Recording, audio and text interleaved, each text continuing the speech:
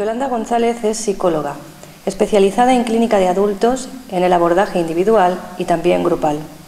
La fundamentación y formación teórica de la que parte se basa tanto en el modelo reichiano como en la teoría del apego, realizando una síntesis de ambas en su práctica profesional como formadora en el ámbito de la promoción de la salud y prevención infantil. En el campo de la salud infantil, realiza formaciones a diferentes colectivos a nivel institucional y privado. Estos colectivos son sanitarios, matronas, enfermeras, educadores y maestros, madres y padres, así como profesionales de la salud que participan en el máster que imparte sobre este abordaje integral en la infancia. Es autora de numerosos artículos y del libro Amar sin miedo a malcriar, editorial RBA. En la actualidad está escribiendo otro libro sobre escolarización temprana que verá la luz en breve. Es presidenta de APPSI, Asociación de Prevención y Promoción de la Salud Infantil, y además, y no menos importante, es madre de una chica que nació en casa con parto natural y a la que amamantó durante 4 años. Ahí es nada, ¿eh? Así es. Hola Yolanda, bienvenida. Gracias. Es un placer tenerte con nosotros. Es un tema el tuyo muy interesante que a mí personalmente me encanta, porque soy un poco la que va a contracorriente, ¿no? La típica que va un poquito al revés de las ideas que tienen la gran mayoría dentro del grupo social en el que yo me muevo, ¿no?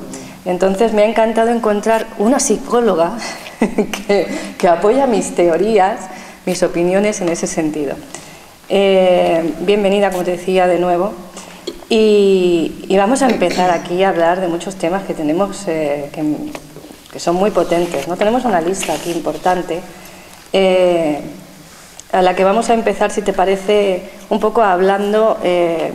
Vamos a hablar primero un poquito del libro, porque lo hemos mencionado en tu presentación, que la hemos leído así de carrerilla, como si tal cosa, pero está repleta, como habéis podido observar, de muchos datos y de muchas actividades que realizas y de mucho conocimiento que tienes, ¿no? Entonces nos gustaría saber, en este libro, Amar sin miedo a malcriar, ese miedo que tenemos tanto los papás, ¿no? De que los niños se nos tuerzan o se nos monten los berrinchines típicos. ¿Qué puntos tocas exactamente aquí en este libro, ¿no? ¿Qué es lo primero que abordas?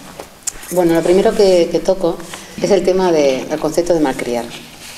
Normalmente cuando se atienden las necesidades emocionales de los niños pequeños, sea la necesidad de ser cogidos en brazos, el colecho, la necesidad de estar en brazos sin más, la necesidad de ser acompañados si tienen miedo hasta el baño, la necesidad de quedarse en casa en lugar de ir a la escuela porque se sienten inmaduros y tienen inseguridad. Cualquier situación que tenga que ver con sus necesidades emocionales, siempre hay una vocecita por ahí, ¿no?, que amenaza con malcriar. Entonces, bueno, yo esto lo he estado escuchando durante más de 20 años de profesión que llevo y tomé la determinación de que el título tenía que guardar relación precisamente con este concepto. Porque malcriar realmente es no dar afecto. Malcriar realmente es meterles en una sociedad de consumo, pero malcriar nunca puede ser dar amor. Y esta confusión de conceptos me parece muy peligrosa, porque los padres, los profesores y en general los profesionales están como muy desorientados y no saben qué es realmente malcriar. Todo el libro habla de ello, ¿no? Desde una concepción de lo que es la salud integral a nivel biopsicosocial, cómo de alguna forma abordar todos los temas que tienen que ver con la infancia, desde el embarazo, un embarazo saludable, el parto natural y por tanto no violento, tanto en casa como hospitalario, el inicio del vínculo materno-infantil, que es tan importante y la gente lo desconoce desde la primera hora de nacimiento, sin interferencias externas, a partir de ahí el gran camino y largo y difícil de la lactancia materna, a demanda, nunca arreglada desde el exterior, y todas las situaciones que se encuentran las madres de soledad, de desorientación, de confusión, con todos los consejos externos, con todas las presiones, que son muchísimas externas, ¿no?, cuando ya se introducen en el camino de la crianza respetuosa, que en definitiva hablamos de respeto a los procesos emocionales infantiles, porque se desconoce mucho estos temas. Y hay tantas opiniones, que el pediatra opina, opina el vecino, opina todo el mundo. una madre primeriza o no, da igual, siempre está sujeta a muchas presiones externas. Y es muy importante que esté fundamentado, muy fundamentado, tanto por la observación directa de la relación madre-hijo como por todas las investigaciones que hay, cuál es el criterio saludable para fomentar, pues eso, la salud en la primera infancia, algo que es muy importante. Tenemos un problema, porque claro, llega la mamá primeriza, nace el bebé, qué ilusión, qué bonito, lo estamos esperando, los 9 meses, una maravilla, estamos todos con aquella inquietud y a la vez ese aliciente, ¿no?, que estás esperando ahí, qué carita tendrá, cómo será, todo es perfecto. Pero llega el niño, eso de que traen un pan debajo del brazo, yo no sé dónde lo han visto, ni viene con pan y además ni viene con libro de instrucciones. Te sueltan allí un muñequito precioso que se mueve, que llora, que patalea y que no sabes lo que le pasa. Entonces, el niño llora. ¿Por qué llora un niño? ¿Por qué llora un bebé? ¿Y qué hacer cuando ese niño llora? Bueno, las razones por las que puede llorar un bebé o un niño son múltiples, tan variadas como niños y situaciones hay. Lo más importante es llegar a discriminar, por ejemplo, en el caso de la lactancia, porque he empezado a hablar del libro, pero no lo he terminado, porque hago el abordaje hasta los 7 años. Después, si quieres, me preguntas las otras fases del desarrollo. Pero bueno, ya que estamos hablando de la lactancia, del inicio de la vida, ¿no? Los niños son muy vulnerables, los bebés, en el momento de nacer, en realidad son fetos extraúteros, es decir, han realizado un pasaje de la vida intrauterina hasta a la vida extrauterina a través del canal del parto, y van a estar durante 9 meses más de vida extrauterina creciendo, porque sabemos que somos prematuros, de lo contrario la pelvis materna no podría acoger el crecimiento necesario para que los niños pudieran empezar, los bebés, a caminar como el resto de los mamíferos. Por tanto, nacemos antes de tiempo. Eso significa que hay que transportarlos en brazos. Eso significa que hay que atender su llanto, porque atender su llanto significa, de alguna forma, entender su lenguaje emocional. No tienen otro.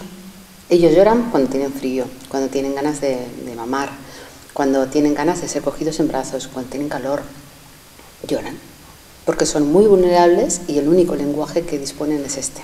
Por supuesto que al principio una madre no sabe, pero se produce un enamoramiento muy profundo en el momento del parto. Y si no hay interferencias, que el problema es este, que desde el exterior hay demasiadas interferencias, desde el momento del nacimiento, todo el mundo coge al bebé, todo el mundo lo manipula, pero si no lo hubiera, yo digo en el libro que una mujer ha de ser como una loba que protege a su bebé, se produce un hechizo entre madre y bebé, de tal manera que comienza un diálogo interactivo, donde la madre va comprendiendo todos los signos del bebé, el bebé sabe transmitir perfectamente lo que necesita y se produce la magia. Es un enamoramiento auténtico. De hecho, muchos padres tienen celos, porque se sienten desplazados, pero es así. Por tanto, poco a poco vas distinguiendo si el llanto se debe a una razón o a la otra. Los niños enseguida son muy maleables y van a responder si has acertado. Desde la teoría del apego sabemos que la respuesta debe ser rápida y sensible a las necesidades del bebé, que no podemos dejar llorar, como hay algunos manuales que aconsejan a un bebé, porque el bebé se desestructura, no comprende lo que está ocurriendo, no tiene psiquismo para comprender lo que está ocurriendo y por qué no le atienden. Confía plenamente en que el adulto va a saber entender sus señales y el adulto le va a satisfacer. Esta es la base de la confianza en la vida. Muchas veces me preguntan por el tema de la autoestima. ¿Cómo podemos hacer para generar autoestima? Mi hijo me han dicho que no tiene autoestima. Si se supiera que realmente la base de la autoestima está en esto, en saber responder a las necesidades del bebé y del niño pequeñito inmediatamente, evitaríamos muchísimos problemas. Pero todos los mensajes sociales son precisamente todo lo contrario. Déjale llorar, espera un poquito, lo vas a mal acostumbrar, y así progresivamente se va creando una serie de rupturas, ¿no?, en este hilo invisible que es el vínculo afectivo y que posibilita con muchísima fluidez que la madre siempre dé satisfacción a las necesidades de ese bebé para que tenga un vínculo seguro, que eso es fundamental. Luego nos has comentado también otra cosa que es el colecho. Habría que definir primero un poco el término para las personas que no entiendan lo que es. Pero me gustaría hablar de este tema. Si te parece, defínenos primero lo que es y hasta cuándo, ¿no? Bien, en temas de crianza, como veremos en otros temas y como abordo en mi libro, siempre está el temor de hasta cuándo, ¿no? Cuando tienes un niño pequeño, te cambia tanto la vida que nunca sabes hasta cuándo. ¿Hasta cuándo va a querer ir en brazos? ¿Hasta cuándo va a querer estar en la cama de los padres? ¿Hasta cuándo va a querer ser acompañado? ¿Hasta cuándo, no? Hay una gran desconfianza, en definitiva, en que los niños pequeños se autorregulan, como veremos después, y ellos mismos van dando pasos de autonomía, ellos mismos van sabiendo hasta cuándo. Y hay unas pequeñas señales, unos pequeños indicios que los padres pueden empezar a leer y a comprender que ya está maduro para el siguiente paso. Ellos son realmente un libro abierto si nosotros estamos conectados y empatizamos y nos ponemos en su lugar. Pernoctar, colechar es pernoctar, es decir, es colecho, participar del lecho de los padres, ¿no? A lo largo de la historia de la humanidad, la garantía de la supervivencia de nuestra especie ha sido precisamente gracias al colecho. Ahora no hay depredadores, pero en el pasado sí. Si no hubiera sido por la posibilidad de colechar, muy probablemente nuestra especie no estaría aquí. Y realmente en el desarrollo emocional, tanto de los bebés como de los niños e incluso de los adultos, las emociones están prácticamente intactas, no hemos evolucionado tanto. En la época del Cromañón y nosotros emocionalmente no tenemos tanta diferencia, porque estamos regulados por el sistema límbico, y el sistema límbico no ha variado tanto en todos estos miles de años, ¿no? Por tanto, esas necesidades siguen estando ahí. Es nuestra cultura, nuestro consumismo, nuestra locura de sociedad la que lleva a separar a los bebés, la que lleva a tomar normas y medidas externas al sentido común. El libro trata de esto, recuperar el sentido común, recuperar el instinto como mamíferas que somos, ¿no? E intentar poner los medios para no generar sufrimiento estéril en la primera infancia, porque luego tiene sus consecuencias. Yo como psicóloga clínica después pues tengo que hacer abordajes de maternidad, de maternaje terapéutico, con pacientes que no han tenido esa posibilidad, ¿no? Ese derecho. Hay otra cuestión, como tú dices, el abordaje hacia las mamás, que les dicen que, pues no sé, nace el bebé y ahora lo típico es que bueno, hay que ponerlo a dormir aparte, porque es que si no se malacostumbra, lo malcriamos, para que ya se vaya acostumbrando desde chiquitito, después le evitas los traumas, cuando en realidad lo que hacemos es traumatizarlo desde el principio. No solo traumatizarlo, sino alargar mucho más el trauma, porque claro, si desde el principio es todo ese tiempo más que llevan a cuestas, ¿no? Claro. Pero es que la mamá a la vez esto lo vive de una forma terrorífica. Porque yo recuerdo cuando a mí me dijeron que yo tenía que poner en el pediatra a dormir a mi hijo aparte, y yo al pediatra le dije que sí, pero yo realmente hice lo que me dio la gana, que fue dejarlo en la habitación hasta que no hubo más remedio que sacarlo, porque llegó la hermanita y no había espacio, o sea, no había medios físicos de poderlo conjugar, pero pasó a dormir con la abuela. O sea, cada uno en su cama, pero dormían juntos en la habitación. Y mi hija estuvo durmiendo en mi habitación hasta los 4 años. Si a mí me obligan a sacar ese bebé, eso no solo tiene un impacto sobre el bebé, sino sobre la madre, que lo vive fatal. ¿Cómo repercute esto en la relación? En la mamá, en ella, en lo que respecta a su persona, en el bebé y en esa relación, ¿no? O en ese vínculo que se crea entre ambos. Pues prácticamente lo que ocurre es que se interrumpe un vínculo que es absolutamente instintivo, de supervivencia y de protección.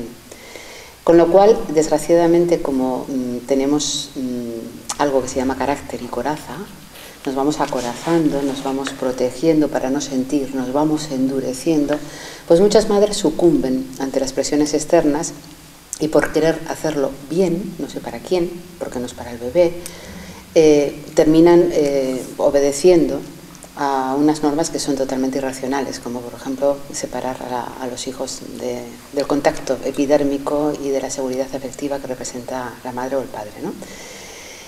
Por ejemplo, en el caso de las depresiones posparto o de la psicosis, sabemos que se podrían evitar en una gran medida, primero con un abordaje preventivo durante el embarazo. Yo trabajo desde el embarazo, para elaborar todas aquellas lagunas y situaciones que no han sido superadas con respecto a la propia madre y que no exploten en el momento del parto, en el que de alguna manera todas las defensas caen y una mujer se desestructura si es que no está bien, ¿no? Entonces hay un trabajo previo. Pero una de las formas de evitar las depresiones posparto, es que me viene a la cabeza porque hace poco me han llamado precisamente por una chica que tiene un bebé y tiene una psicosis posparto con un rechazo frontal y brutal hacia el bebé, es no separar a la madre del bebé. Porque si ha estado 9 meses Aquí, ¿cómo es posible que de pronto desaparezca? Por ejemplo, antes se acostumbraba a separarlos durante 4 horas, más tarde en el tiempo 24. Siempre había excusas para separar al bebé, para hacer las limpiezas rutinarias y las consultas rutinarias y tal, ¿no? Separar al bebé de la madre. Bueno, ahora afortunadamente luchamos para que esto no se produzca y ya no hay esas separaciones. Entonces, yo siempre digo que los grupos de lactancia, los grupos de padres, son el mejor antídoto ante todas las presiones irracionales que vienen del exterior y que lo que pretenden es romper el vínculo para hacer personas duras, acorazadas, que es lo que se pretende, que es para poder sobrevivir en esta sociedad totalmente inhumana, deshumanizada. Porque si realmente hacemos niños sensibles y nosotros somos sensibles, esta sociedad cambia. Y eso no interesa. Me has quitado de la boca la siguiente pregunta, ¿no? Que era cómo influye este trato hacia el bebé y hacia la mamá, ¿no? Toda esta relación que se establece o no se establece desde el principio, después en la evolución de ese niño que después va a ser un ser adulto que interactúa en una sociedad que a la vez está toda un poco educada, vamos, estamos generalizando, ¿no? Pero un poco en la misma línea, ¿no? De seres poco sensibles, duros y acorazados, ¿no? Pero ya ha quedado respondida. Tenemos ahora ese bebé que crece y es un niño y sigue llorando, sigue montando la pataleta, se tira al suelo, te forma un berrinchín. Hemos visto el típico anuncio de la tele que es muy divertido porque la mamá se tira con el niño al suelo y patalea ella también. ¿Por qué sucede esto y cuál sería la forma más adecuada de reaccionar en un caso así? Bueno, mi objetivo en las formaciones, tanto de padres como de profesores, como de sanitarios, como de profesionales en general de la salud, es establecer un puente de conexión entre el mundo adulto y el mundo infantil. El mundo infantil y el mundo adulto son totalmente antagónicos, son contrapuestos. Los intereses de los adultos son diferentes que los intereses de los niños. Los niños son dependientes y nosotros queremos que se independicen cuanto antes.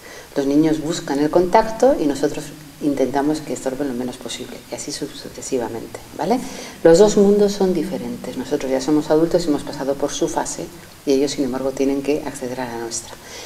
Cuando uno ha olvidado su infancia, cuando uno no se forma, porque es fundamental formarse, de la misma forma que nos formamos para ejercer otro tipo de profesionales, formarse en el conocimiento de las fases por las que pasan los niños pequeños y potenciar una semilla que es fundamental, que es la empatía, y otra que es vital, que es la escucha. Con esos ingredientes, empatía, escucha y conocimiento de las fases del desarrollo infantil, tenemos todos los ingredientes y mucha paciencia para no separarnos de nuestros hijos. Porque cuando un niño tiene una pataleta, una rabieta, que también lo trato en el libro, realmente no son cosas de niños. Está hablando de una profunda frustración.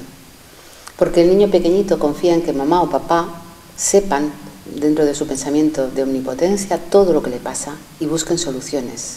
No porque sean egoístas, porque son egocéntricos. Están en una etapa del desarrollo que corresponde a su etapa de desarrollo, que es el egocentrismo.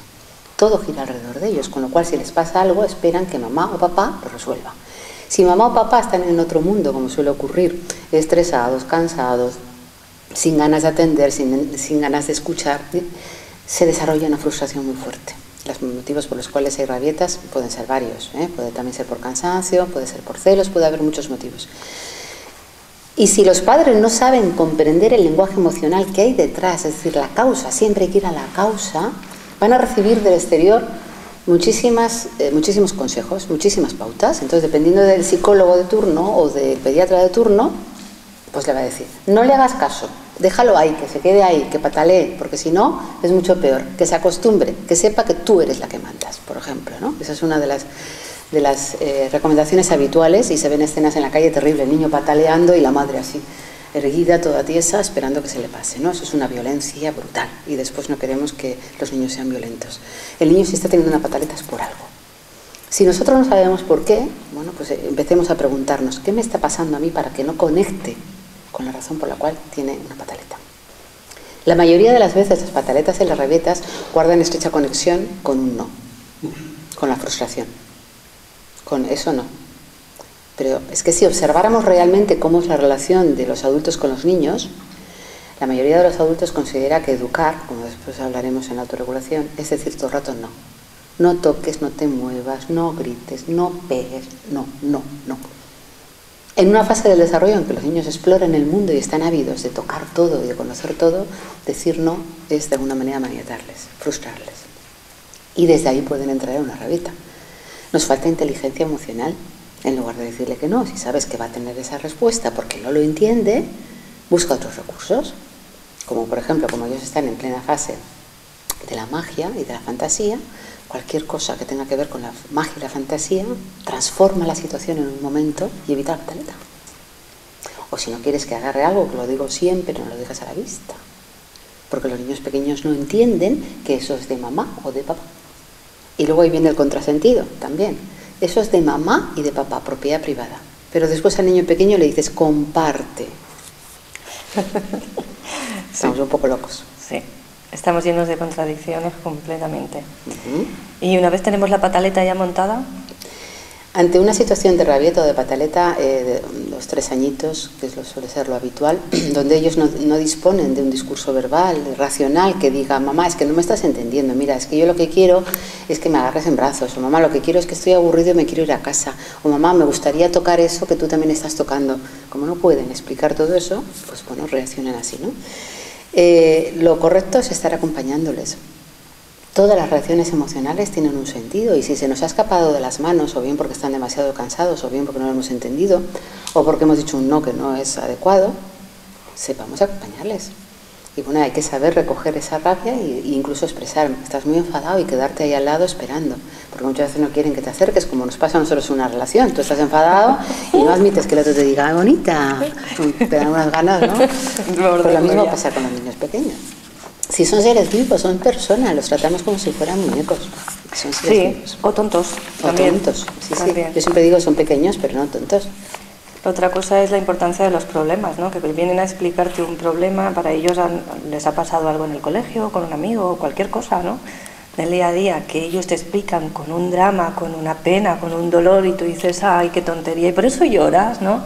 Cuando para ellos en ese momento ese problema es lo más gordo que les ha sucedido, porque no han tenido algo mayor hasta entonces, ¿no? Claro, es que realmente las emociones que tienen ellos en 0 a 6 añitos son muy importantes. Todas las emociones. Es el adulto el que le quita importancia, porque lo quiere hacer duro realmente. Porque como no sabe cómo ayudar, en lugar de saber escuchar y de atender y decir, sí, cuéntame, ¿y qué has hecho? Y mostrar interés, que eso ya, como nos pasa en la relación interpersonal, ya te relaja. Tontería, no hagas caso. Tú, si te hace esto, tú haz lo otro. No se ayuda a profundizar, no se ayuda a comprender. Es como que la vida se pasa de una manera muy superficial, ¿no?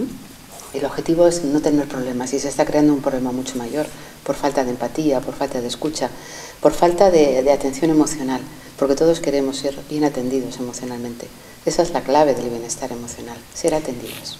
Tal vez es un poco de anestesia lo que estamos haciendo, ¿no? O sea, vamos anestesiando a nuestros hijos, a nuestra sociedad, ¿no? Porque en definitiva los hijos son los niños de hoy son los hombres del mañana, ¿no?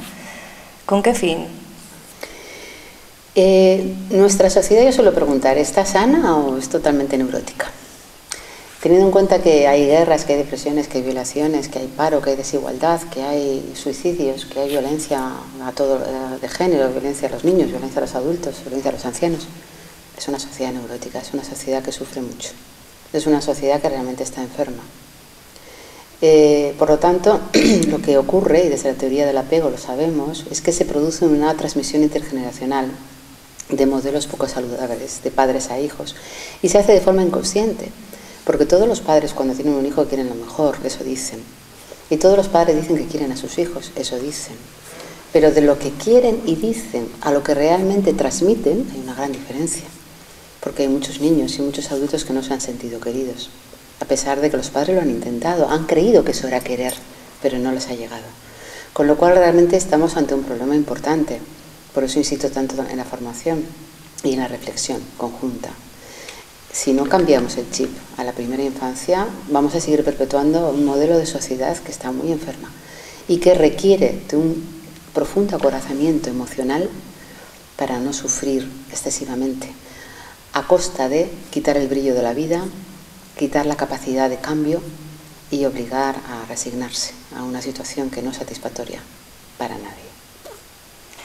Me da la sensación de que lo que provocamos con todo esto que describes, ¿no?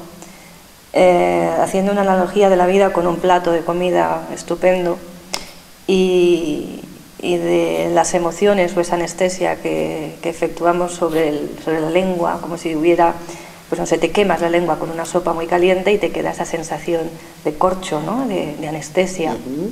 Después, aunque comas un plato que te encanta y que es fabuloso y que estás desesperado por comerte porque te apetece muchísimo, no lo disfrutas porque no percibes los sabores. Así es. Porque ya hay un bloqueo. Un bloqueo en medio, ¿no? Y con la vida no sucedería lo mismo. Eso es. Yo, como terapeuta que soy de adultos a nivel psicocorporal, me encuentro tantas veces con esta situación, ¿no? Con personas acorazadas que han sido niños o niñas tratados aparentemente normales, no están locos, no nada por el estilo, pero con un profundo sentimiento de abandono, de soledad y con una gran dificultad para llorar. Quieren llorar y ya no pueden. Han recibido tantas veces la orden de no llores, estás feo, no se llora. Eso es cosa de chicas, en el caso de los chicos, o en el caso de las chicas. Qué fea estás, qué cara pones. Tanta humillación, tanto sentimiento de ridículo, simplemente por expresar la tristeza, que es una de las emociones más legítimas que tenemos, ¿no? Que realmente llega un momento en el que aprietan las mandíbulas y dicen, ya no lloraré más. Y lo consiguen, a costa de no sentir, a costa de endurecerse, a costa de que cuando yo les pregunto en consulta, ¿cómo estás? ¿Qué sientes? Muy bien, bien, bien. Y al de un rato igual les sale una lagrimilla. ¿Y qué sientes? No sé. Se ha perdido el contacto, ¿no? Con lo que uno siente. Y si perdemos el contacto con lo que sentimos, estamos perdidos, porque no sabemos cuál es la dirección de nuestra vida, no sabemos qué rumbo tomar. Las emociones son una guía. Por eso mismo yo, a pesar de ser terapeuta de adultos, y me gusta muchísimo mi trabajo, prefiero trabajar en prevención infantil, con las familias, con los educadores, con sanitarios, con todos los adultos. ¿Para qué? Para evitar que se interfieran los procesos emocionales infantiles, para evitar que tengan que acorazarse, para evitar que de alguna manera se queden neutros, sin brillo. Estás sanando el problema antes de que se dé. O sea, estás evitando generar la herida para después ponerle una tirita. Si no hay herida, no hay necesidad de curar. Con lo cual es fantástico y deberían de tomar ejemplo no solo en esta área, sino en muchas otras. Porque vamos al revés. Estamos esperando a poner la tirita, ¿no? Como si eso fuera la solución. ¿Un niño feliz es un adulto feliz? Bueno, la felicidad... Me refiero emocionalmente, ¿no? Sí, a ser capaz de manejar esas emociones y de gestionar, ¿no? Eso que tú sientes, de vivirlo y de poder solventarlo, ¿no? De alguna forma que sea resolutiva y que satisfactoria en cierta medida. Sí, porque el término felicidad es demasiado amplio y demasiado ambicioso, ¿no? Porque en una sociedad en la que hay tanto sufrimiento, difícilmente, aunque uno esté perfecto, puede ser feliz, ¿no? Precisamente por lo que nos rodea. Pero sí que podemos llegar a tener un equilibrio interno, que es de lo que se trata, y a ser capaz de resolver los conflictos, a ser capaz de expresar las emociones con autenticidad, sin hipocresía, a ser capaz de cambiar si una situación no nos gusta. Y para ello es fundamental que haya un yo fuerte. Y realizo una distinción. Una cosa es tener un yo fuerte y otra cosa es tener un carácter duro. El objetivo de la prevención es crear niños, bebés y niños que tienen un carácter fuerte, pero que son sensibles, que son vulnerables, que no están acorazados, que sienten por dentro y sienten por fuera, que captan lo que existe, que empatizan, que están vivos. Mientras que el niño que de alguna manera tiene ya un carácter duro, que está acorazado, son personas normativas, que saben obedecer o que son rebeldes, pero ya están rígidas, ya no tienen esa flexibilidad, ¿no? Y por tanto siempre tienen más posibilidades de patologías del tipo que sea o trastornos emocionales. Aquí no existe nada perfecto. El que piense que hay algo perfecto se confunde, ¿no? No hay padres perfectos, no hay niños perfectos, no hay sociedad perfecta. Pero sí que tenemos que plantearnos ir hacia un objetivo de salud integral, que desde luego esta sociedad no es el modelo a seguir. Tenemos que reinventar entre todos un modelo mucho más respetuoso con la vida y con la salud, sobre todo infantil. Porque si un niño realmente es respetado de mayor, no hace falta enseñarle valores, es que sabe respetar. Si un niño ha sido amado, no tiene que aprender a amar, ama. Si un niño no ha recibido violencia ni agresividad en casa, no va a ser violento. Va a saber defender, va a tener la suficiente capacidad para defender su espacio, pero no va a ser violento. Es que en muchas ocasiones oigo el tema del aprendizaje, que luego hablaremos, ¿no? Como si los niños debieran de aprender. No es un aprendizaje intelectual, es una experiencia vivida, integrada. Porque de lo contrario, los aprendizajes son como capas de celofán que llega un momento en que se pueden desvanecer y sale el logro que hay dentro, ¿no? Sale realmente toda la relación que hay dentro, ¿no?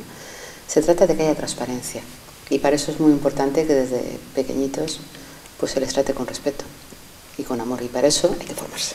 Predicar con el ejemplo, ¿no? Estamos ya de lleno en lo que sería el abordaje de promoción de la salud y la prevención infantil, ¿no? ¿En qué lo fundamentas esto? ¿Cómo lo enfocas? ¿Cómo se proyecta esto? Bueno, yo tengo una formación de prevención infantil en la línea psicocorporal reichiana y también la de la teoría del apego. Hay muchas asociaciones ahora que hablan del apego y yo creo que hay una confusión bastante importante sobre lo que es el apego y sobre todo cómo fomentar un vínculo seguro, ¿no? Está bien como idea, pero se trata con bastante superficialidad. Lo que he hecho ha sido una síntesis de ambas formaciones y a partir de ahí considero que son dos formaciones importantes porque ambas potencian la salud infantil y tratan de no interferir en los procesos naturales, que esto es la clave. Estamos interfiriendo continuamente por ignorancia, no por mala fe, pero continuamente estamos interfiriendo. Entonces hay que saber cómo quitar los obstáculos para que el camino sea más normal, más natural. No es ponerles un camino de rosas, es no ponerles piedras en el camino, porque la gente que cree que poniendo piedras en el camino van a ser más, volvemos a lo mismo, duros. Se trata de que sepan sortear las que hay, no creándoles más, ¿no? Entonces estos dos son los dos enfoques, digamos, teóricos y prácticos en los que me baso y que después he ido aplicando en mi experiencia profesional a medida que ha ido surgiendo la necesidad de formar a diferentes colectivos. Si quieres, te comento un poco. Sí, coméntanos ya, porque es la siguiente que tengo en la lista, es qué tipo de formaciones, ¿no? A qué colectivos y por qué realizar esta formación. Empecé hace más de 20 años con grupos de lactancia, de apoyo a la crianza y lactancia, pero no solamente la teta, dar teta, no. Algo que muchísimo más implicativo en relación a la salud, como es fomentar este vínculo seguro del que hablaba y la presencia y el contacto emocional, ¿no? Que eso es algo que es fundamental, porque se puede estar dando teta o biberón y estar pensando en la inopia. Se trata de la presencia emocional, de que el bebé sienta esa energía ahí presente, ¿no? Y hay un montón de interferencia y de obstáculos que hay que evitar también y por tanto los grupos permiten esto.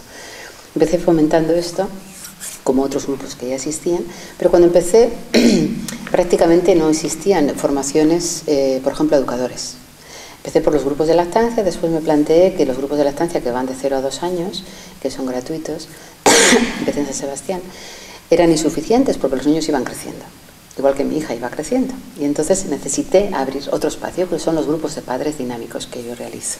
Son grupos interactivos, grupos de muchísima implicación, de mucho cuestionamiento personal, es decir, no cuestionamos al niño, sino cómo es mi relación, la interacción. Y bueno, uno de esos grupos tengo la gran satisfacción de poder afirmar que todavía se reúne cuando voy a San Sebastián y ya tienen sus hijos 18 años, 17 y alguno ha tenido hasta un hijo. Con lo cual es un grupo que me ha permitido ver toda la evolución de niños tratados con respeto, con todos los conflictos y dificultades propios, porque no somos perfectos. Y luego ya empecé a crear otros grupos de 2 a 6 años, de 6 a 12 años y de 12 a 18 años. Cuando ya abarqué todo este proceso evolutivo que me permitió ver todas esas fases teóricas en la práctica, me planteé que los niños pequeños que iban a la escuela iban a tener un choque. Si en casa los padres eran respetuosos, ¿qué pasaba en una escuela normativa, en una escuela autoritaria, en una escuela donde no se respetaba, ¿no?, sus necesidades emocionales? Y bueno, entré a formar parte del Ayuntamiento de San Sebastián y a formar inicialmente a las llamadas guarderías, las escuelas infantiles de 0 a 2 añitos, con todas las resistencias que se despertaron al principio, porque esto era una revolución para ellas, era un cambio de chip muy grande.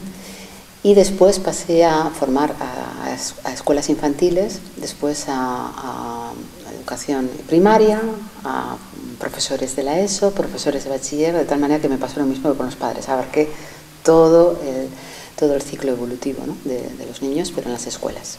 Esto en el plano convencional, de la escuela convencional. Ajá. Pero también empecé a supervisar escuelas alternativas, porque de los grupos de lactancias y de los grupos de padres, los padres se planteaban que si no podían cambiar la escuela, pues había que hacer escuelas. Y bueno, es un trabajo muy arduo, tampoco está exento de conflictos, aquí no hay nada perfecto, y he supervisado varias escuelas alternativas donde los padres intentan estar muy involucrados en la escuela y los profesores muy involucrados con los padres y con los niños, ¿no? De tal manera que los tres colectivos intentan ir a la mano.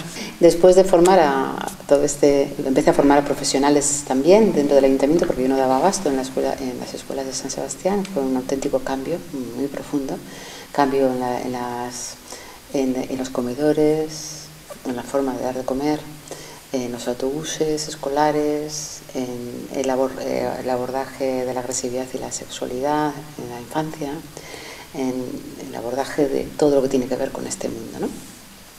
Empecé a formar también a sanitarios, porque claro, si una mujer va a parir y se encuentra con una matrona o con un pediatra que no es respetuoso, pues tampoco es plan. En aquella época prácticamente no había muchas asociaciones, ¿no? Recuerdo un congreso que hicimos en el año 2000, yo era la presidenta de SELAO, y vinieron más de 200 profesionales de todo el estado que potenciaban el parto natural. Bueno, fue un hito en San Sebastián porque yo tenía una espinita clavada, y era que no podía tolerar el llanto de los bebés cuando son separados de la madre de forma rutinaria esas 4 largas horas en el momento de nacimiento, ¿no? Y me propuse que, aunque fuera lo último que iba a hacer, iba a lograr que eso se eliminara como práctica rutinaria, ¿no?, cuando no hay motivo para ello. Y conseguimos, a través de ese congreso, que en los hospitales de San Sebastián, lo que pasa es que se hizo de una manera incorrecta porque fue por decreto, ya no se separara la madre del bebé, ¿no? Entonces, bueno, fue una revolución porque ni las mamás estaban preparadas, ni las matronas, bueno, se hizo mal. Pero por lo menos fue un impacto suficiente como para que a partir de ahí empezaran a proliferar muchos hospitales anteriormente llamados amigos de los niños y tal. Y se ha ido extendiendo de una manera impresionante, ¿no? Hay un montón de asociaciones comprometidas, un montón de escuelas alternativas, un montón de sanitarios que propugnan el parto natural. Esto está teniendo una evolución mucho más rápida, afortunadamente, ¿no?, de lo esperable hace 20 o 25 años cuando yo empecé. ¿Haces formación también para formadores? Sí, para profesionales de la salud. Tengo un máster en promoción de la salud, máster en formación en la privada. También doy formaciones en centros, cuando me llaman, tanto educativos como hospitales, dedicado a psicólogos, pedagogos, maestros, padres también. Y es un máster donde realmente van comprendiendo, van teniendo una fundamentación teórica y también la posibilidad de una observación directa de estas manifestaciones naturales que no deben de interferirse en la primera infancia, ¿no? Con mucha lectura, con mucho debate. Y bueno, les capacita después para llevar grupos de lactancia, grupos de padres o formar educadores. ¿Qué diferencias, refiriéndonos a lo que hemos hablado hace un momentito, ¿no?, lo que nos comentabas de esos grupos que has ido siguiendo desde el nacimiento prácticamente hasta los 18 años de edad, qué diferencias hay entre un niño que vive así, que se educa así, a un niño con una educación tradicional, de lo que tenemos por tradicional hoy en día, ¿no? Bien. Siempre en los grupos, cuando eran pequeñitos los bebés y los niños, ¿no?, los padres decían: entonces, cuando sea mayor, ¿cuál va a ser la diferencia? ¿Cómo van a ser con respecto a los otros, ¿no?, fantaseando que iban a ser, yo qué sé qué, totalmente marcianos? Pues no, son como nosotros. Las diferencias, yo creo, más fundamentales son una mayor sensibilidad, mayor capacidad de solidaridad, porque han recibido solidaridad también en su infancia, muchísima más capacidad para expresar las situaciones emocionales, no hay represión emocional, también mayor capacidad para la resolución de conflictos. Pero esto no significa que sean felices, porque la felicidad absoluta no existe, que no se encuentren con dificultades, que no tengan que aprender como todo el mundo y que, bueno, pues que la vida, dependiendo de la sociedad, les resulte más o menos fácil, ¿no? Esa es la diferencia fundamental. El respeto genera respeto. Entonces son chicos, adolescentes, por ejemplo, que no recurren a la droga porque han tenido una lactancia prolongada y satisfactoria normalmente y hay una relación no totalmente inevitable, pero bastante frecuente, protectora, ¿no? La lactancia protege mucho con respecto a la drogadicción, protege con respecto a la lactancia. Es decir, si ha habido amor en la infancia, no hay que enseñarlo, que esa es la gran diferencia. Creemos que hay que enseñar a los niños no hay que enseñar, hay que ayudarles a experimentar en sí mismos lo que es una relación respetuosa, lo que es una relación amorosa, lo que es compartir, pero desde uno, nunca imponiendo, nunca enseñando. Con el ejemplo, ¿no? Exactamente. Y realmente es fácil, no vamos a decir fácil, es sencillo o factible cambiar el chip. Se puede lograr en esta sociedad en la que vivimos, que por un lado sí, tú nos dices una cosa y tenemos a la suegra o la abuelita o la mamá, por el otro lado la vecina que te recomienda o la hermana. Una de las cosas que más me frustra a mí cuando doy una conferencia es cuando alguien me dice, sí, eso está muy bien, pero muy fácil en la teoría, pero en la práctica yo jamás digo que sea fácil. Y ahora de hecho me anticipo. Y cuando doy una conferencia digo, esto no es fácil, que quede claro. Y no es fácil por una razón. Precisamente porque durante los 6 primeros años de vida es cuando se estructura nuestro carácter, nuestra percepción de la vida, nuestra forma de entender la interacción con el otro. Son años clave, por eso mismo yo trabajo en prevención. Porque si durante todos estos años dedicamos lo que es necesario para satisfacer las necesidades emocionales, estamos creando una personita que después, bueno, va a ser una persona más razonable, que no racional, que es diferente, ¿no? Más sociable, que no adaptada a la sociedad, que es diferente. Cuesta cambiar el chip, porque tenemos ese carácter. Y tropezamos en la misma piedra muchas veces. Y además existe la transmisión esta intergeneracional de padres a hijos. Cuesta mucho. Por eso mismo insisto una y millones de veces en la importancia de los grupos, porque de forma aislada, como vivimos ahora, ¿no? Entre 4 paredes, con nuestros hijos, con nuestras comeduras de coco, si no las puedes contrastar, si no puedes de alguna manera compartirlas, si no hay nadie que te cuestione, mira, es que igual reaccionaste de forma equivocada, ¿cómo vas a cambiar? No somos autosuficientes, necesitamos al otro. Se puede cambiar y de hecho hay, como te he dicho antes, cientos de asociaciones que están proliferando, muchas escuelitas alternativas. En las propias escuelas también hay muchos cambios institucionales interesantes, en los propios hospitales está habiendo cambios, pero la resistencia es muy fuerte. No hay que bajar la guardia. Es posible cambiar y más vale que cambiemos porque nuestra vida y nuestro planeta van con un rumbo totalmente equivocado, van hacia un desastre total. O cambiamos o nos cambiarán. ¿Es posible una sociedad sana realmente, una sociedad respetuosa? Yo pienso que hay muchas dificultades, muchos obstáculos, ¿no? Porque hay muchos intereses para que esto no ocurra, porque las personas que son más razonables son más libres también, no se someten, no obedecen de una forma ciega, ¿no? No interesa a personas que piensen, que sean reflexivas, que sean autónomas. No es fácil, porque vivimos en la sociedad que vivimos. Pero es responsabilidad de todos, de nosotros, de los que están escuchando, de todos nosotros. No podemos esperar que los cambios vengan de arriba. Es la sociedad la que tiene que responsabilizarse de la vida y del planeta.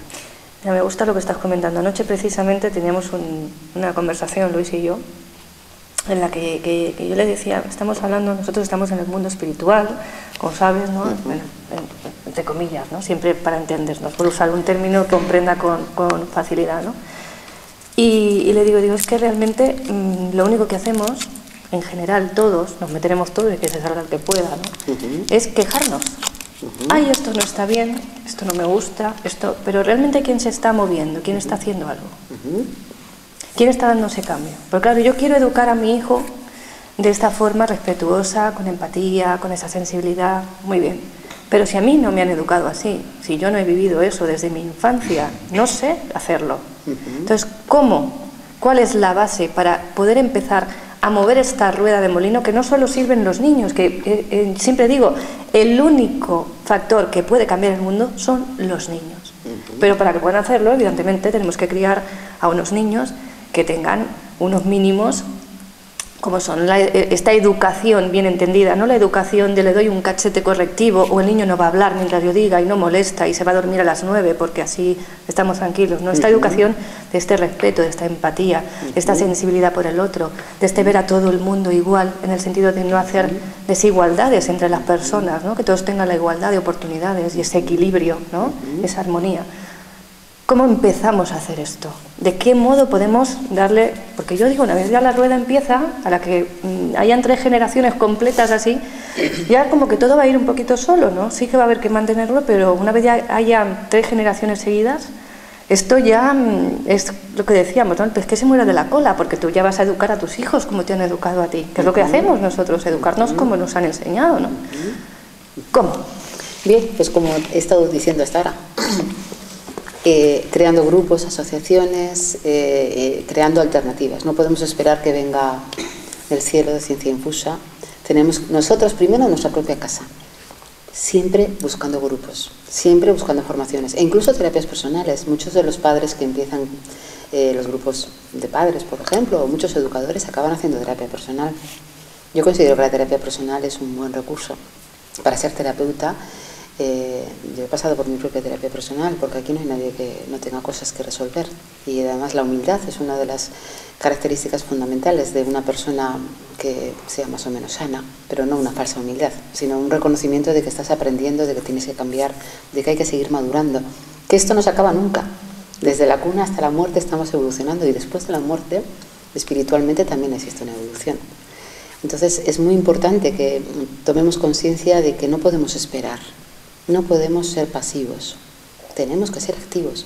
Los padres tienen que estar en las acciones de padres, en las escuelas, en los hospitales. Los sanitarios tienen que formarse, cambiar el chip, y poco a poco va cambiando. Mi experiencia personal con los educadores infantiles, en San Sebastián concretamente, al principio fue un choque brutal, porque lo que planteaba yo era realmente un cambio de chip muy fuerte, ¿no? Y hubo muchas resistencias, pero progresivamente el propio ayuntamiento fue poniendo como condición que cuando una escuela quería hacer formación tenía que ser todo el equipo. Empezaron primero unos pocos de un equipo, de otra escuela, de otra escuela. Llegó un momento en que el ayuntamiento se implicó tanto que creó un departamento de bienestar e infancia y ponía como condición que fueran equipos completos, con lo cual llegó un momento en que muchas, por no decir la totalidad de las escuelas de San Sebastián, pasaron por la formación. Así se cambia. Cuando realmente lo ideal sería que la institución también apoye, claro. Alguien toma una iniciativa o una asociación, un grupo, se entra en la universidad, se entra en el ayuntamiento, se entra en los hospitales, y progresivamente, con un trabajo lento y progresivo, se puede lograr esos cambios. En estas formaciones que impartes en estos grupos y demás, ¿cuáles son los temas que salen más a menudo, ¿no? ¿Cuál es el principal tema de preocupación, tanto de papás como educadores? ¿Qué es lo que te encuentras, ¿no?, más frecuentemente? Realmente de todo. Inicialmente, cuando acuden, últimamente solo acuden los que van en esta línea respetuosa, ¿no? Pero muchas veces he tenido, por ejemplo, hablando de padres que vienen con esta pregunta: ¿qué puedo hacer para que me obedezca? Es un desobediente.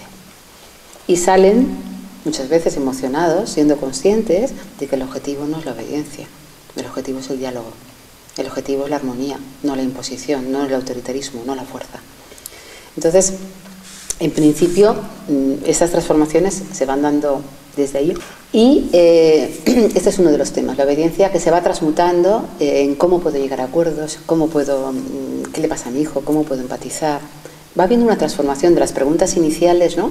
O mi hijo es un miedoso, ¿cómo puedo hacer para que no tenga miedo? Y salen de la consulta dándose cuenta de que el miedo no solamente es necesario, sino que es totalmente legítimo, que lo que hay que hacer es acompañar. Es decir, se van produciendo estos chips, ¿no? Los temas más habituales en educadores infantiles suele ser el tema de la agresividad, que se confunde mucho con la destructividad. Yo tengo talleres, hago muchísimos talleres de agresividad, distinguiéndolos, discriminándolos de la destructividad y cómo abordar un tema y el otro. Ese es uno de los temas más demandados en educación infantil. porque es la época donde los niños motrizmente se defienden con el cuerpo, no con la palabra. Después, la sexualidad, por ejemplo, menos, porque todavía es un tabú, pero hay muchas situaciones en las escuelas, por ejemplo, donde la sexualidad infantil está al pil-pil, como hacen los vascos con el bacalao, y realmente no saben qué hacer, ¿no? Y unos miran para un lado, otros dicen que eso no se hace, los otros saben que es bueno, pero se ruborizan, ¿no? Entonces también es importante la formación de sexualidad infantil. Niños inhibidos en las escuelas, por ejemplo, que los hay muchos, niños que no interactúan y que sufren, no dan guerra, pero sufren. El periodo de adaptación, que ya veremos porque voy a hablar después, que es fundamental en las escuelas, también se aborda mucho. Y después esto a nivel de escuelas, a nivel de padres, todos los temas, absolutamente todos. Si le meto en la cama o no le meto en la cama, ¿cuándo le quito el pañal? ¿Cómo se hace lo de quitar el pañal? ¿Le pongo el pañal o no, porque ha tenido una recaída o no? ¿Qué hago con los celos? ¿Cómo hago para quitar los celos? Por ejemplo, los celos no se quitan, pero bueno, la primera pregunta es ¿qué hago para quitar los celos? Los celos son un sentimiento totalmente universal y natural. Siempre que no sea patológico, claro. ¿Qué hago para que no le pegue a su hermanito? ¿Qué hago para que recoja la habitación? O sea, los temas son de lo más variados, ¿no?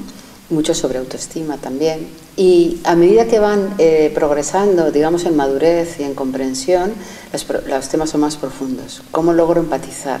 ¿Cuál es la fase del desarrollo en la que está? ¿Cómo le puedo ayudar? Eso dependiendo de la franja de edad, ¿no?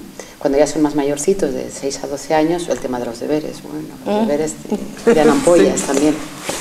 Y ya de 12 a 18 años los temas que más preocupan es la sexualidad, las drogas, las malas compañías, el mutismo, el silencio, la dificultad de comunicarse, el miedo a qué harán, todo este tipo de temas, ¿no? Realmente es apasionante porque es abordar todo lo que tiene que ver con la constelación emocional humana, pero en desarrollo, desde el embarazo hasta los 18 años. Es que nacen los niños y nos da la sensación de que es un ser como a medio terminar, cuando es un ser completo a nivel emocional, en el sentido de que tiene todo.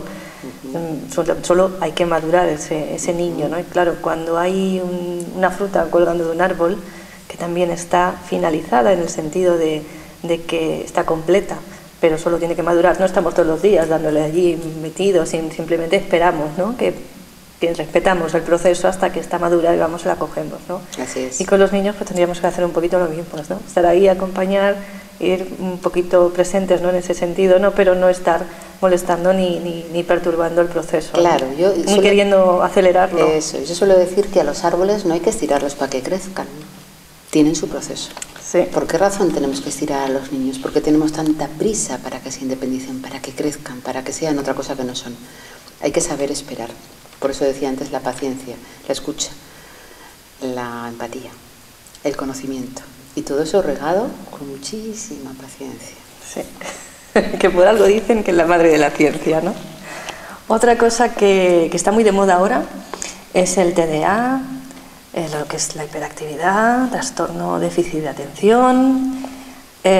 ¿Esto a qué se debe y cómo tratarlo? Porque nosotros como terapeutas nos llegan muchos casos de este tipo, que los niños ya vienen medicados, atiborrados de medicación hasta las cejas, que los padres no quieren darles esa medicación, pero es un poco como que se encuentran obligados entre el personal sanitario, sí, porque mira, porque como que te van llevando de la mano, y los colegios, porque claro, es un niño que molesta. Claro. Bueno, eso es un tema delicado y necesitaríamos una exposición completa, ¿no? Porque hay que hacer un buen diagnóstico. Realmente lo que ocurre, como con tantos otros temas, es que hay un sobrediagnóstico, está sobrediagnosticado. Cualquier niño que es movido se le considera que puede tener un trastorno, ¿no? De déficit de atención e hiperactividad. Yo recuerdo un padre, hace poquito, en los grupos de Valencia, tengo grupos en diferentes sitios, y uno de los padres, un señor obeso, tranquilo, pasivo, vino al grupo, su nene tenía 2 añitos y me vino, no me conocía más que de referencias, pero no me había oído nunca, no estaba trabajado, digamos, todavía. Me dijo, mi hijo es hiperactivo, afirmándolo. ¿Y qué hago? ¿Qué puedo hacer? Porque lo primero que te preguntan es, ¿qué puedo hacer? Primero vamos a ver si es hiperactivo, porque lo interpretas como hiperactivo. Entonces yo trabajo mucho con técnicas activas. con role-playing, con cambio de roles para que los padres conecten más con la emoción de lo que sienten los niños, etc. Y le propuso hacer un role-playing donde él era el niño de 2 añitos y el padre hacía un cambio de roles. Sí, cambiabas. Bueno, pues fue realmente impresionante, ¿no? Porque lo que vimos fue un niño que lo que quería era jugar, que mientras estaba el padre en el ordenador, el niño estaba aburrido, pero como está la creencia de que los niños tienen que jugar solos, pues bueno, el niño iba de un lado a otro y el padre iba detrás. No, eso no lo cojas, que se rompe. No, eso tampoco, no lo toques, que eso es de mamá. No, eso no, que no sé qué. Claro, el niño llegaba a un momento que estaba todo el rato así, en un estado realmente de ansiedad. Pero es que el estado de ansiedad no es que tuviera hiperactividad, sino que realmente estaba respondiendo a una conducta equivocada por parte del padre. Cuando tratamos el tema y le di una serie de pautas para que observara si este niño, si jugaba con él, tenía la misma actitud, en la siguiente sesión dijo que el cambio había sido total, como suele ocurrir. Magia. No ha sido magia. Tú has percibido de forma diferente. No le has diagnosticado, no le has etiquetado, te has acercado. Y al acercarte se ha disuelto el problema. Yo veo casos así de padres que me vienen preocupados. Nunca hago diagnósticos de este tipo porque no trabajo en clínica infantil, trabajo en clínica con adultos y en prevención infantil. Pero me vienen muy preocupados pensando que sí, que tienen hiperactividad. Y desde luego yo en consulta me lo paso muy bien observando a los padres. Si veis una situación como las que yo observo habitual en la que los padres están persiguiendo a la criatura porque coge una cosa, coge la otra, llegaríais a la conclusión de que realmente el hiperactivo es el padre. Cuando realmente eso se transmuta y te haces ver al padre o a la madre, es que lo natural es que el niño quiere tocar todo porque está en la edad de la exploración y se relajan. Y les digo que no me importa que toquen las cosas porque para eso están, y las que no quiero que toquen no están, el niño se va relajando. La mayoría de los diagnósticos son equivocados. Y detrás del TDAH, y yo pienso que es muy importante denunciarlo porque ha aparecido además muchos vídeos en internet, hay toda una industria farmacéutica que se está lucrando, haciendo un daño brutal a los niños pequeños, sobre todo en Estados Unidos, sabiendo que hay muchos síntomas de suicidio, de agresividad violenta y de todo tipo como consecuencia de la medicación. Es una barbaridad, es una brutalidad, es una agresión a la primera infancia, es un intento de que los niños estén quietos, obedientes, que no se muevan, que solamente sean depósito de la información que el adulto quiera darles. Hay casos de TDAH, pero muy pocos. Pues no sabes cómo me gusta y cuánto te agradezco lo que estás diciendo, porque aunque no sea un caso personal que me atañe a mí, como te digo, lo vemos muy a menudo y es terrorífico ver lo que se está haciendo con la infancia, ¿no? En general. Tenemos otro tema aquí controvertido, que es el colegio. Tenemos un niño que tiene que ir al colegio, porque claro, los niños hay que llevarlos al colegio y cuanto antes mejor. ¿Cuándo se debe escolarizar un niño y de qué forma llevar este proceso, ¿no? En mi libro hablo de la diferencia entre escolarizar o socializar. Estas palabras son claves. Y al igual que con la agresividad y la destructividad, al igual que con la sexualidad y la genitalidad, al igual que con tantos otros temas, hay una gran confusión semántica. Se mete todo en el mismo saco, se aborda todo de la misma manera y se confunden los caminos adecuados, ¿no? A ver, ¿cuándo, cómo y por qué hay que escolarizar a un niño? Es la primera premisa que yo sobre todo la que me preocupa más es el por qué hay que llevar a un niño al colegio. Claro. Porque yo ahí... Claro. Entonces, el por qué muchas veces guarda relación en tópicos, en creencias de que es lo mejor para el niño, que se ha vendido, esto pasa como con las industrias farmacéuticas, que lo mejor para el niño es que vaya a la escuela porque de esa manera se matan 2 pájaros de un tiro. La madre puede trabajar y el niño está en un lugar. Lo mejor, pero ¿cuándo? ¿En función de qué? ¿Y para qué? Eso es lo que nos tenemos que plantear, ¿no? Yo recibo cada septiembre, no os podéis imaginar, decenas, por eso voy a escribir el libro, lo estoy escribiendo ya, sobre escolarización temprana, ¿no? De, sobre todo, madres que me escriben con un grado de angustia brutal, preguntándome, mi hijo llora, vomita, se aferra a mi cuello, no quiere ir a la escuela. Yo me lo llevaría, pero ¿qué hago? Porque desde el exterior me dicen que va a ser mucho peor, que mejor que lo deje, que total se le va a pasar, total se va a acostumbrar, todas esas cosas que dicen los adultos, ¿no? Que en el fondo es total se va a resignar. en definitiva, que sería lo correcto, ¿no? Sí. Y bueno, pues en base a todas estas demandas y preguntas, pues voy contestando, por supuesto, desculpabilizando a esa madre que, llevada por el instinto y por el sentido común, está viendo que su hijo no está preparado madurativamente para ir a la escuela y se está planteando no llevarle, ¿no? La desculpabilizo, si puedes arreglarte sin llevarle, espera, tiene toda la vida para ir a la escuela. Antes íbamos a los 6 años, después a los 4. Sí, sí. Ahora ya se vende que hay que educar desde los 0 a los 2 y algunas técnicas psicológicas desde la vida intrauterina. Esto es una locura. Y así estamos creando locura y sufrimiento. Yo como psicóloga, desde luego, terapeuta de adultos, nunca voy a estar en paro tampoco, porque tengo una demanda continua.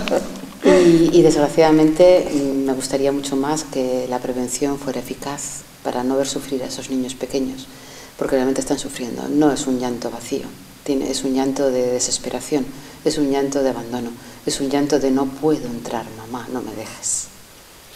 Yo ese es un caso que sí que viví personalmente con mi hijo, por ignorancia, porque yo pensaba que era obligatorio, nos obligan a todo. Lo empecé a llevar a los 3 años, el niño empezó con lo típico, llorar, vomitaba, se cogía el cuello.